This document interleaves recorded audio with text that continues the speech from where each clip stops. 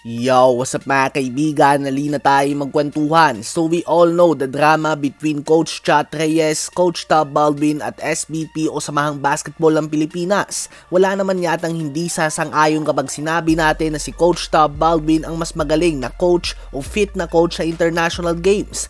Ganun ba man, for some reason na hindi natin alam o hindi alam ng publiko, palaging si Chat Reyes ang coach natin sa big stage. Cycle na nga ito. Aayusin ng foreigner na coach ang sistema sa mga FIBA tournaments at sa last minute ay bigla itong papalitan ni Coach Chat o kaya naman ni Coach Yeng Yao. Ayon sa iba ay napupolitiko nga daw ito. Well, ayon nga kay Coach Chat Reyes noon ay hindi na natin kailangan pa ng foreigner na coach at local coach pa din ang mas mabuti. Paliwanag nga ni Coach Chat ay mas kilala nga daw ng mga local coaches ang style of play ng mga Pinoy.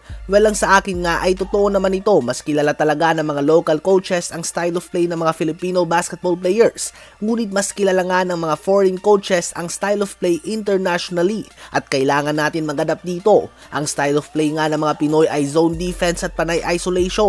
Yan ang nakasanayan natin dahil lumaki nga tayo sa mga ligang labas na hindi gaanong organized. So ganito na lang nga mga kaibigan, kung ang Team USA na pinapalibutan na nga ng mga legit NBA stars and all-stars ay nag-a-adapt pa din sa European style of play na more on ball movement dahil hindi talaga effective ang isolation type of play sa international games dahil sa mas maliit na court at walang defensive 3-second violation at pati na din sa running time, kung ang Team USA nga ay nag-a-adjust pa kahit nanggagaling na ng mga players sila, ang kapal naman ng mukha natin o ang galing naman natin para hindi tayo mag-adjust, diba?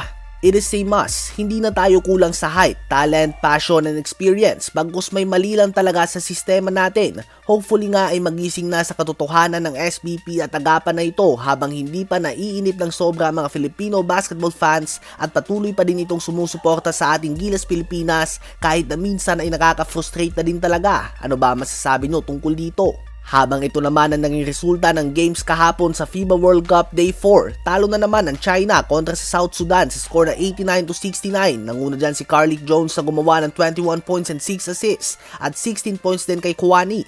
Close win naman para sa Cape Verde laban sa Venezuela sa score na 81-75. Overtime win din para sa New Zealand laban sa Jordan sa score na 95-87, 25 points, 5 rebounds and 5 assists si Isaiah, 15 points and 10 rebounds si Ili at 14.7 rebounds si Delani.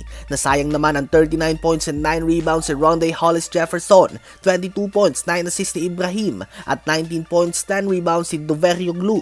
Masakit na talo naman ang natanggap ng Iran laban sa Ivory Coast sa score na 71-69. Tinambakan naman ng Slovenia ang Georgia sa score na 88-67. Again, Luka Doncic with another MVP type of performance. 34 points, 10 rebounds and 6 assists ang kanyang ginawa. Panalo din ang Serbia laban sa Puerto Rico sa score na 94-77. Parehong gumawa ng 17 points si Bogdanovic at Nikola Jovic at 12 points, 15 big rebounds naman si Milutinov.